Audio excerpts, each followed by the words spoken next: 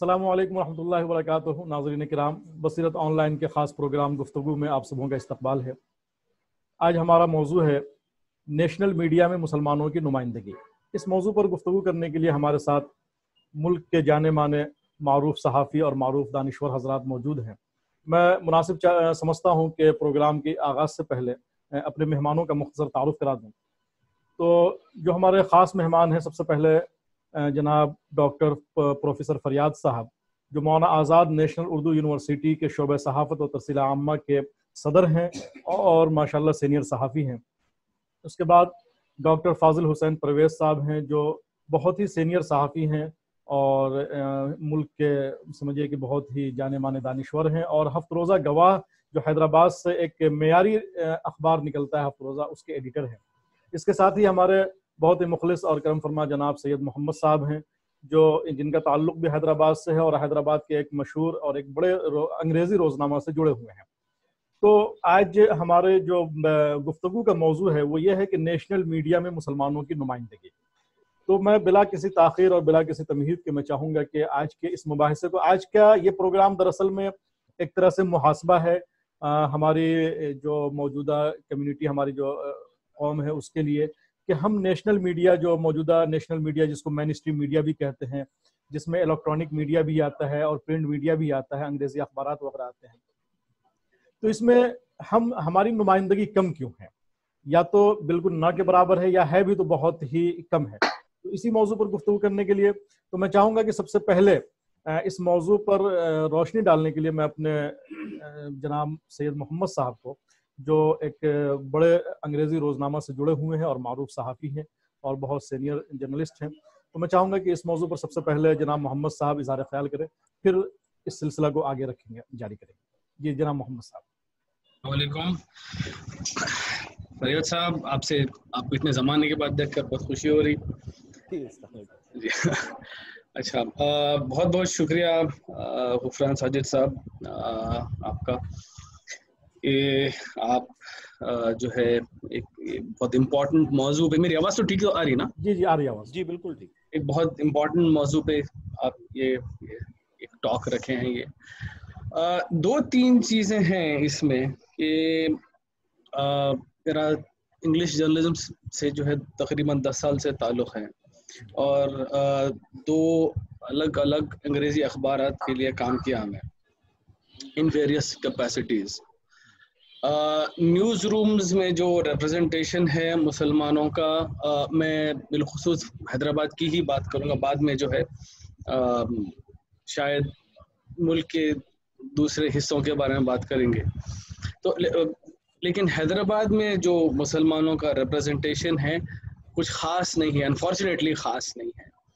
इसमें अगर आप देखेंगे कि दो सवालात आएंगे। एक तो जो रिपोर्टर्स हैं अंग्रेज़ी अखबारात में वो है कितने, एक सवाल वो होता, और दूसरा सवाल ये होता कि जो मुसलमान पोजीशंस ऑफ पावर में है, या अगर पोजीशंस ऑफ पावर में भी not, it may not be a very an apt expression, तो ये बोलेंगे कि डिसीजन मेकर्स कितने हैं अंग्रेज़ी अखबारात में, उसको भी देखने की ज़रूरत है।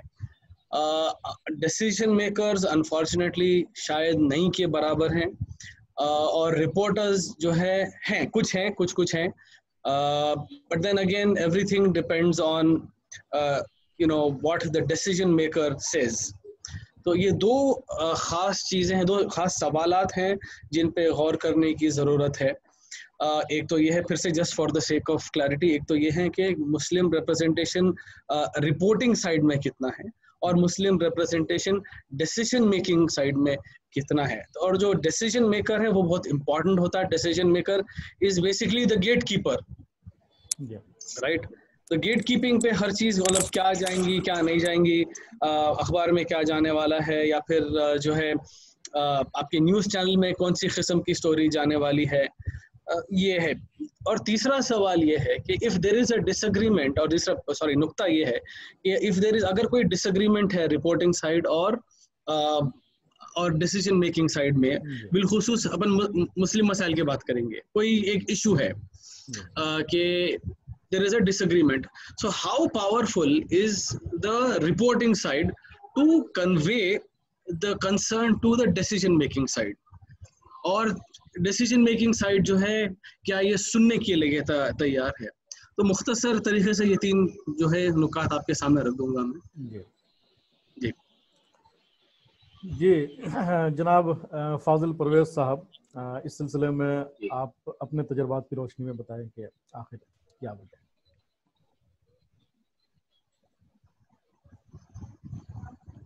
जी डॉक्टर फाजिल साहब। जी अस्सलाम वालेकुम। जी वालेकुम अस्सलाम। जैसा जनाब मोहम्मद साहब ने ज़ाहिर ख्याल किया उससे सख्त इत्तेफाक है। और जहाँ तक नेशनल मीडिया में मुस्लिम नुमाइंदगी का ताल्लुक है, उसकी एक वजह यह है कि जर्नलिज्म तो ऐसे पेशे के तौर पर जो लोग इख्तियार करते हैं, खासतौर पर मुसलमान, तो एक जज्बे के तहत करते हैं। उसका एक मकसद ये रहता है कि शोहरत, दौलत, सोशल स्टेटस उससे हटकर ये भी रहता है कि वो अपने कलम के जरिए अपनी कम्युनिटी की कुछ खिदमत कर सके। हालिया अरसे के दौरान, गुज़िश्ता 25 बरस के दौरान ये देखने में आया, मेरा तजुर्बा है, मैं 40 साल से सहाफत में हूँ, कि जो नेशनल मीडिया है वो ऐसे स्टाफ का तखल्लुक करता है जिनसे यानी मुसलमानों के जरिए मुसलमानों के खिलाफ रिपोर्टिंग करवाना, यानी उनको जो है मुख्तलिफ अखाड़ी में बैठकर अंदर के राज उगलवाना। जैसा एक आज से 12-15 साल पहले एक मशहूर अखबार के, हैदराबाद के मशहूर इंग्लिश अखबार के नुमाइंदे जमात इस्लामी के दफ्तर गए थे, आके जो है बहुत बड़ी फ्रंट पेज पे रिपोर्ट दी, ये देखिए जमात इस्लामी के बुक स्टॉक पे पूरा जिहादी लिटरेचर है। जिहादी लिटरेचर क्या था, मौलाना मौदूदी की कुछ किताबें थी। तो ये इस टाइप की खबरें अगर आप देखेंगे तो इसमें जब ये जिनका ज़मीर जिंदा है, जो थोड़ा बहुत कचो में लगाता है, तो उसमें कई लोग ये उसको अपने अखबार की दुनिया छोड़ दिए, छोड़ के भी और जगह ज्वाइन कर लिया। क्योंकि जब कोई जर्नलिज्म करके आता है तो उसको कई और भी डिपार्टमेंट मिल जाते काम करने के लिए। एक तो ये है। दूसरा ये है कि जो हालिया एक दहाके के दौरान जिस तरह से जो ज़ाहिरियत बनी है, इस तरह से जैसा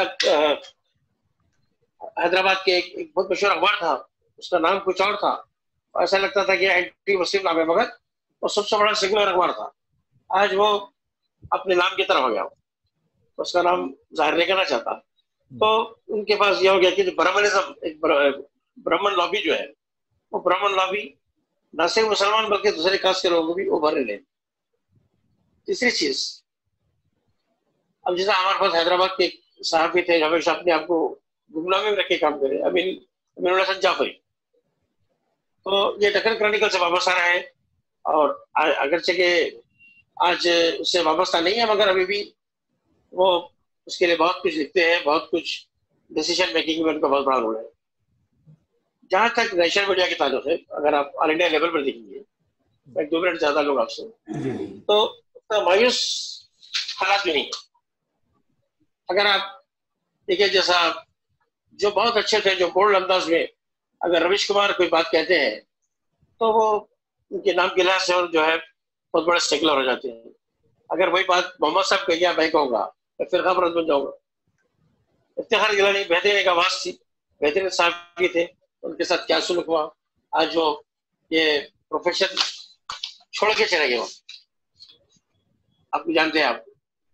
और एमजे अकबर बहुत बड़ा नाम था, मगर बाद में क्या हालात हुआ वाकिफ है। उसके बाद जैसा नूरुज़्ज़मान साहब के ट्रिब्यून में थे, मुज़म्मिल जमील थे इंडियन एक्सप्रेस, हिंदू में आज भी ज़ियाउल इस्लाम है, यूसुफ जमील आज भी श्रीनगर से कई नेशनल पेपर्स के लिए काम कर रहे हैं। अरीना अकबर है, मोहम्मद अबरार है टाइम्स ऑफ इंडिया के लिए, वजीउद्दीन है जो टाइम्स ऑफ इंडिया बॉम्बे में कर रहे हैं, असद मिर्जा एक बड़ा नाम है जो बीबीसी से लेकर कई आज 15-20 इंग्लिश और दूसरे अखबार में कर रहे हैं। अगर आप देखा जाएंगे कि बीबीसी उर्दू सर्विस के तमाम नुमाइंदे मुसलमान हैं। अगर आप रामोजी राव ने ईटीवी उर्दू भेज दिया, मगर ईटीवी भारत शुरू किया, जिसके हेड जो है मुसलमान है, हिलाल भट्ट, इसके डिप्टी हेड खुर्शीद वाली है, तमाम 100 का स्टाफ पूरा मुसलमानों का है, नेशनल जो नुमाइंदे जितने भी है। और अगर आप रोमाना शहर और रूबिका लियाकत को छोड़ दिए तो नगमा शहर और आरिफा खानम शबना, ये जो एक अच्छे नाम है जो कम से कम अपनी आवाज वो कर रहे हैं। और सीमा मुस्तफा पर शायद कुछ पाबंदियां हुई उनके अखबार पर, वो सिटीजन के नाम से कुछ अपना काम कर रही है पूरा। आजकल का जो दौर है गफरान भाई के नेशनल टीवी से ज्यादा आजकल यूट्यूब चैनल्स का ज्यादा दौर है, चाहे वायर हो, चाहे वो सत्या हो, चाहे ललन टॉप का हो या लाइव टीवी हो। ये जो हाफिज अब्बास और अफरोज आलम ये बड़ा अच्छा काम कर रहे हैं पूरा काम। तो इसमें यूट्यूब वगैरह काफी अच्छी सलाहियतें निकल के बाहर आ रही है। तो मायूस होने की जरूरत नहीं है, सिर्फ इतना ही है कि लोगों को मौका नहीं मिलता कि जितने टीवी चैनल है उनकी जहनियत एंटी मुस्लिम जहनियत है। एनडीटीवी भी अगरचे के अंबानी का है, मगर अभी तक थोड़ा बहुत मुस्लिम दोस्त या मराठी दोस्त चैनल है, जिसकी वजह से नगमा शहर को मौका मिल रहा है। जी सर।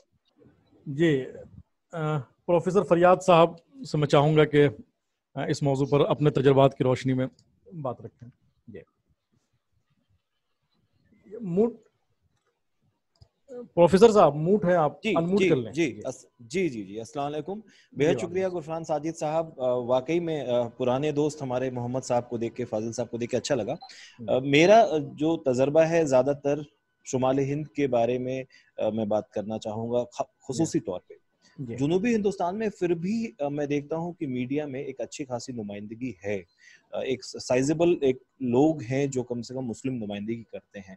लेकिन जो शुमाल का जो मामला है, चूंकि मैं खुद एक वर्किंग जर्नलिस्ट रहा हूँ और शायद एक पैशन के तौर पे 19 साल की उम्र से सहाफत कर रहा हूँ, और मेरा ताल्लुक हिंदी मीडिया से रहा है।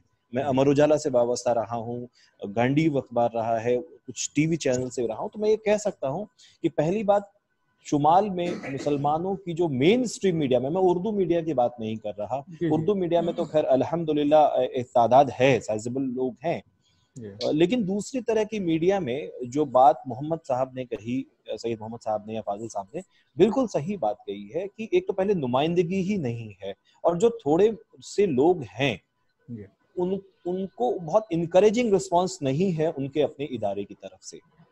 मिसाल के तौर पे मैं खुद चूंकि एक डिपार्टमेंट भी अभी जिस डिपार्टमेंट में मैं पढ़ा रहा हूँ बच्चों को, तो उनकी भी जो पहली शिकायत वो यही होती है कि अगर वो उर्दू से हट के किसी दूसरी मीडिया में जाते हैं तो वहाँ जिस तरह का एक माइंडसेट बना हुआ है वहाँ काम करने वालों का, वहाँ किसी एक मुसलमान का काम करना थोड़ा मुश्किल है, टफ है।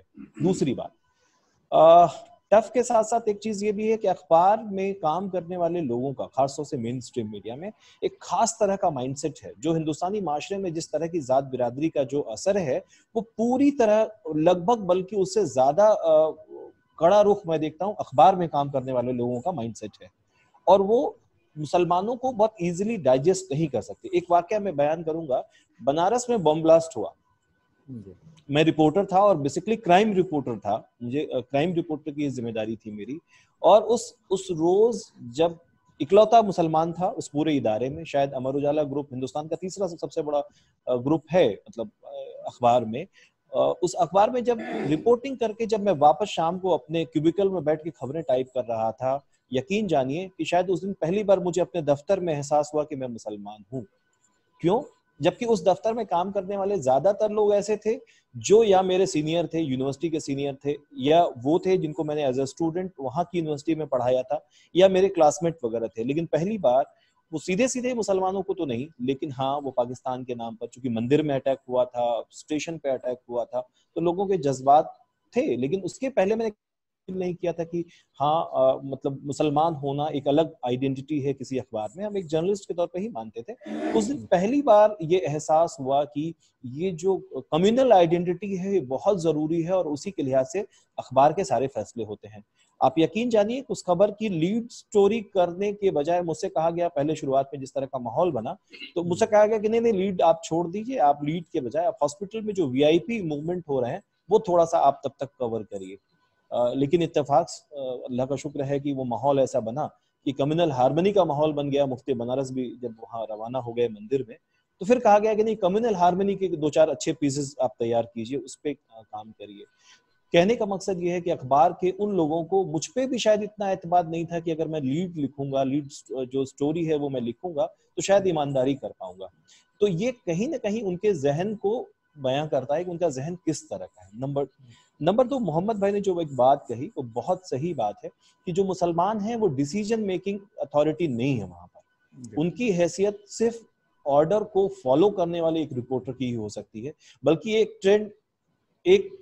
एक ट्रेंड तो ये चल पड़ा था कि खासतौर से हिंदी मीडिया में कि स्टोरी वगैरह के जो पूरे नैरेटिव है वो पहले से सेट होते थे और लोकल लेवल पे सिर्फ फीड करने का काम होता था।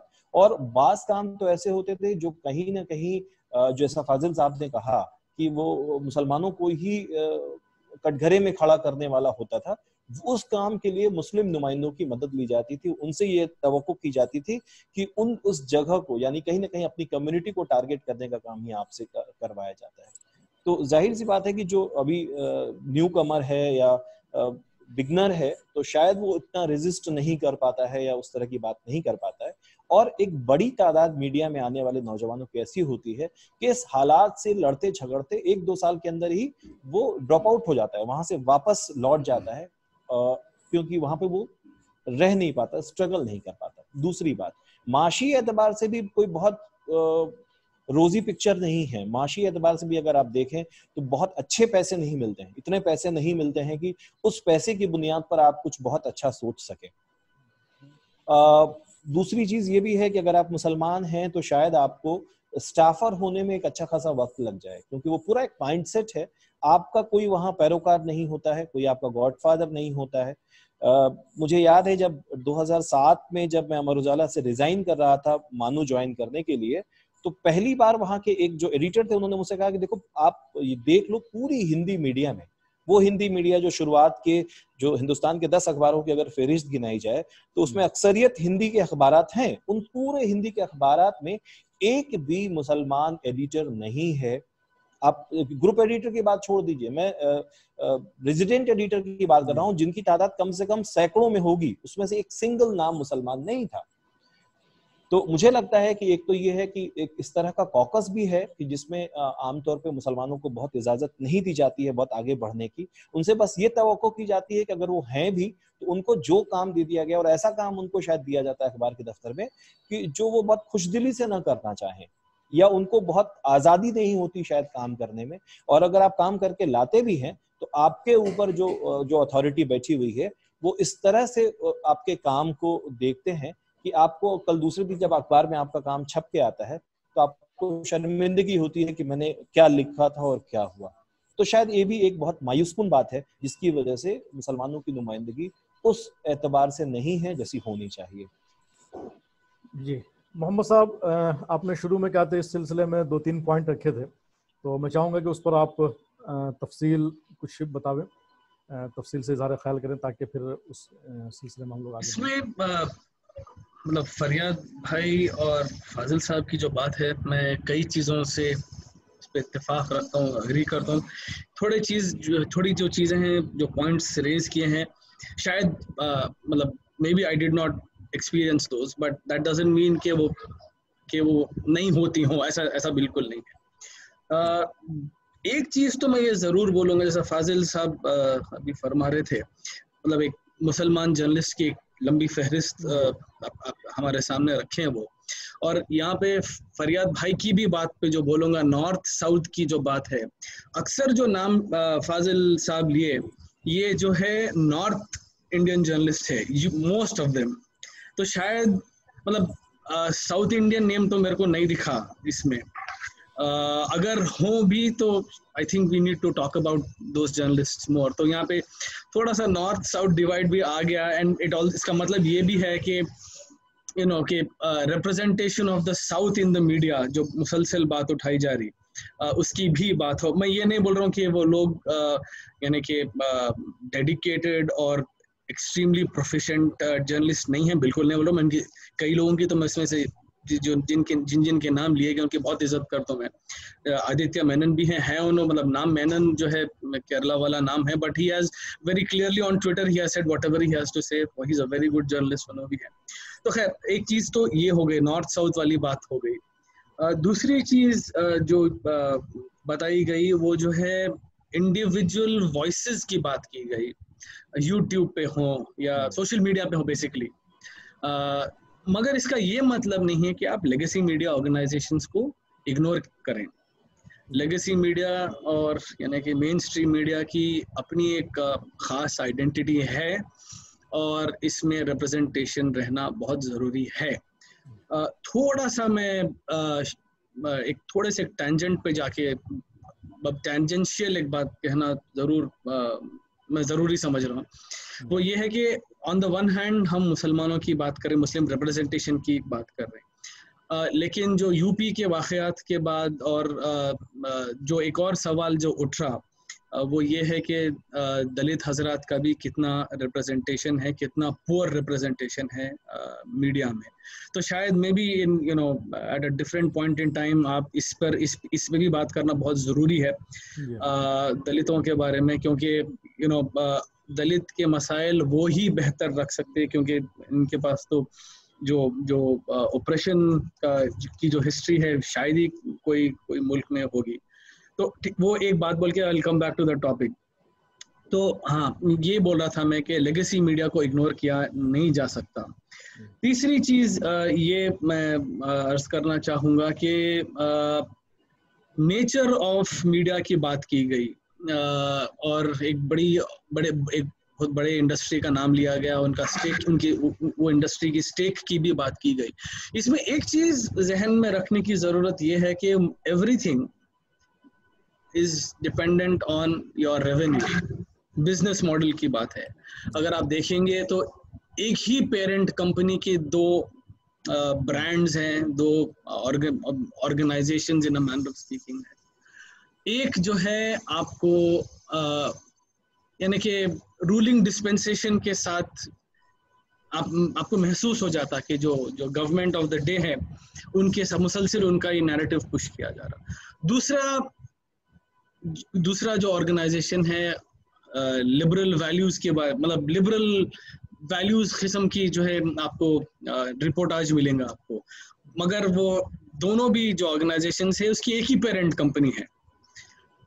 इसका ये मतलब है कि देखिए everything has to do with revenue, everything has to do with business. तो एक ही पेरेंट कंपनी है, एक पॉइंट ऑफ व्यू एक ऑर्गेनाइजेशन आपको दिखा रहा, दूसरा पॉइंट ऑफ व्यू दूसरा ऑर्गेनाइजेशन दिखा रहा। तो इम्पॉर्टेंट वो है कि देखा जाए कि who is owning the organisation.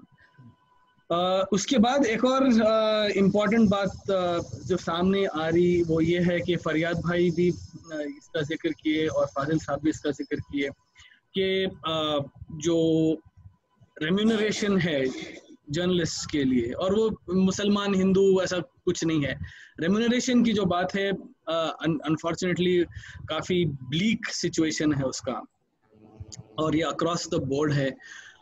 तो इसमें जो है मुसलमानों के बारे में जो बात आती वो ये है कि the Muslim connection so to speak, वो ये रहेगा कि आप इंसेंटिवाइज कैसा करेंगे अपने यंग स्टूडेंट्स को, जर्नलिज्म स्टूडेंट्स को या कम्युनिटी के यंग बच्चों को। मतलब आप how will you encourage them कि आप देखिए आप Muslim representation in media organisations important है, आप कैसा समझाएंगे?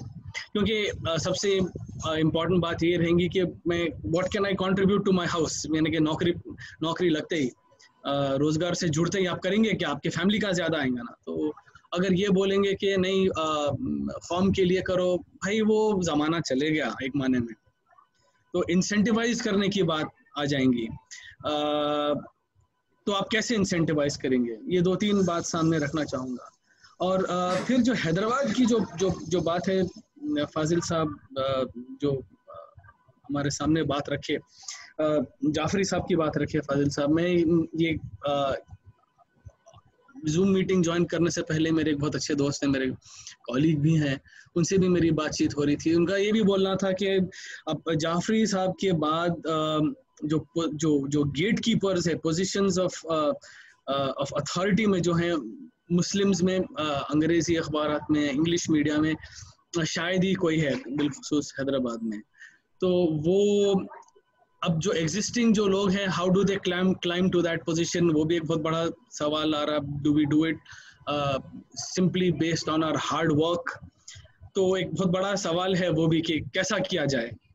तो यही बहरहाल यही थोड़ी चीज़ें आप लोग के सामने रखनी थी कि, और तीसरी चीज़ ये है कि आइडेंटिटी की जो बात आती है, अब तक खुदा का शुक्र है कि ये सवाल मेरे सामने नहीं आया कि कोई मेरी आइडेंटिटी की वजह से मेरी कोई न्यूज़ रिपोर्ट यानी कि रोक दी गई हो। अभी तक तो नहीं हुआ अल्हम्दुलिल्लाह। मगर ये ज़रूर कहूँगा कि देखिए हर वर्क स्पेस अनफॉर्चुनेटली, बिलखुसूस 2014 के बाद, चाहे न्यूज़ रूम हो जैसे फाजिल साहब फरमा रहे थे, या कोई भी अदर ऑफिस स्पेस हो, कोई भी दूसरी ऑफिस स्पेस हो, आइडेंटिटी का मसला तो आ ही गया, और बिलखुसूस मुस्लिम आइडेंटिटी का मसला तो आ ही गया। तो जो मेरा एक्सपीरियंस है, मैं यही बोलूँगा कि एक शायद मोटी चमड़ी ग्रो करने की ज़रूरत है, थिक हाइट जो बोलेंगे, मगर that is not exactly a solution। मोटी चमड़ी पैदा कर लेना जो है, that is not exactly a solution।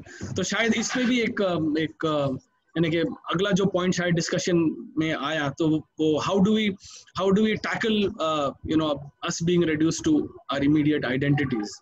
तो वो भी एक बार इस पे भी बात करने की जरूरत है। जी, इस सिलसिले में असल ये कि वक्त की किल्लत हो रही है, तो मैं ये चाहूँगा कि बहरहाल क्या कहते हैं, ये सारे मसाइल जो हैं वो सामने आए, हमारे सामने निकल कर।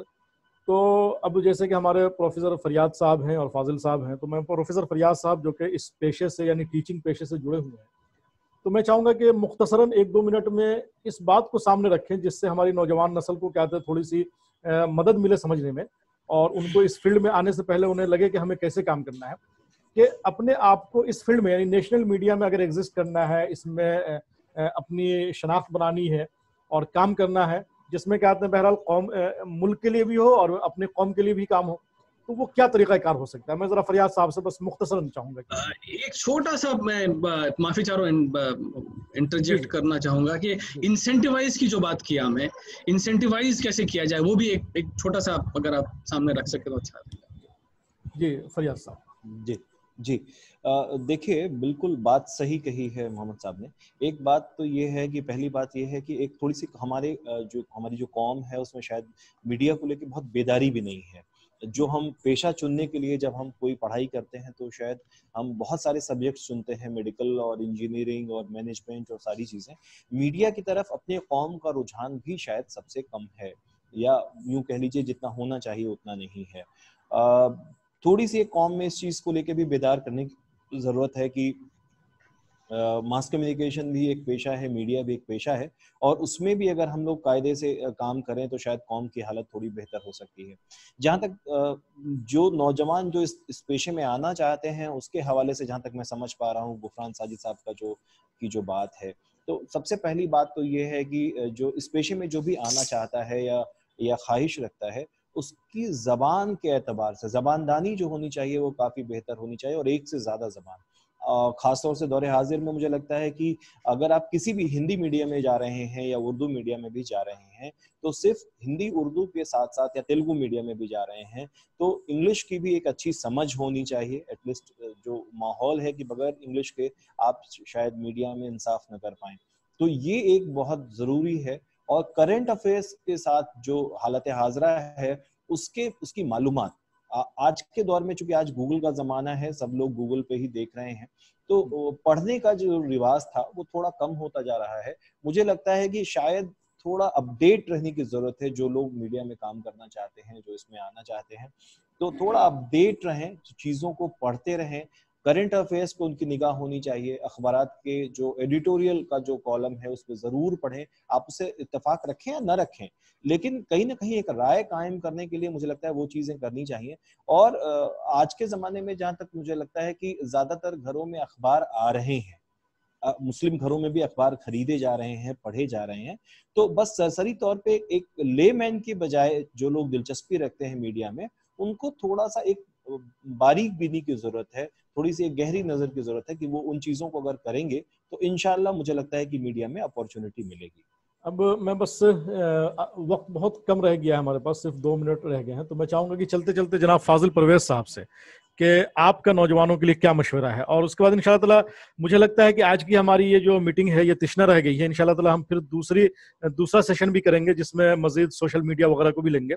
तो आज के लिए मैं चाहूंगा कि फाजिल परवेज साहब, नौजवानों के लिए आपका क्या पैगाम है, बस मुख्तसरन 1 मिनट में अपनी बात म्यूट कर लें, अनम्यूट कर लें। फाजिल साहब अनम्यूट कर लें। जी फरिया साहब ने जो फरमाया उसी को मैं दोहराते हुए कि कम्युनिकेशन स्किल बहुत जरूरी है। साथ साथ आप देखिए जिसके पास मोबाइल है वो जर्नलिस्ट बन गया आजकल। आम आदमी जितना, आम लड़के जिस कदर रिपोर्टिंग कर रहे हैं शायद प्रोफेशनल जर्नलिस्ट भी नहीं कर रहे हैं। अगर जो जिनको दिलचस्पी है अगर उनको प्रोफेशनल ट्रेनिंग दी जाए और उनकी स्किल्स बढ़ाई जाए तो इंशाल्लाह वो बहुत कामयाब हो सकते हैं। और जिसके पास सलाहियत है, जो मेहनत कर सकता है, अल्लाह रज़्ज़ाक़ है, जो मुक़द्दर में लिखा है तो उसको जरूर मिलेगा इंशाल्लाह ताला। और जैसे मोहम्मद भाई है, ऐसे कई नौजवान हैं जिन्होंने अपने आप को मनवाया है और जिनके पास सलाहियत है उनको दाम भी मिलेगा, उनको नाम भी मिलेगा। तो फील्ड में आने से पहले अपने आप को, जिस तरह मैदान जंग में जाने से पहले ट्रेनिंग लेनी पड़ती है, जिस तरह जर्नलिज्म में आने से पहले भी आप जबान के साथ दूसरी जो सलाहियतें हैं, तहकीक, बगैर तहकीक के खबर मत छापिए। तहकीक बहुत जरूरी है। कोई भी खबर है बगैर तहकीक के सुनी सुनाई बातों को जो है मत फैलाइए, ये सबसे ज्यादा इंपॉर्टेंट है। और ये बेहतरीन पेशा है, इससे अपनी भी खिदमत होगी, कौम की खिदमत भी होगी इंशाअल्लाह। जज़ाकल्लाह। मैं अपने मेहमानों से माजरत चाहूँगा कि वक्त हमारा बहुत कम है और मीटिंग हमारी ख़त्म होने वाली है, लेकिन मैं समझता हूँ कि आज की हमारी ये मीटिंग बहुत तिश्ना रह गई है और इसे मज़ीद हमें आगे बढ़ाने की ज़रूरत है। तो मैं बहुत जल्द जो है इसी मौजू पर, जिसमें जैसे सोशल मीडिया है और मज़ीद दूसरे मौज़ूआत हैं, इस पर हम बात करने के लिए फिर हम एक मरतबा और आप हजरात को ज़हमत देंगे। तो मैं आखिर में अपने तमाम मेहमानान का शुक्रिया अदा करता हूं कि उन्होंने अपना कीमती वक्त निकाला और बसीरत ऑनलाइन के गुफ्तगू प्रोग्राम में हिस्सा लिया। नाज़रीन किराम, ये थे आज के हमारे मेहमान जो नेशनल मीडिया में मुसलमानों की नुमाइंदगी पर बात कर रहे थे। बात अभी तिश्ना रह गई है, इंशाल्लाह ताला अगले सेशन में हम इसको मुकम्मल करेंगे। जब तक आप हमारे साथ जुड़े रहें, इंशाल्लाह ताला फिर हम हाजिर होंगे बहुत जल्द ही बसीरत ऑनलाइन के खास प्रोग्राम गुफ्तगू के साथ। जी, अस्सलामु अलैकुम व रहमतुल्लाहि व बरकातुहू।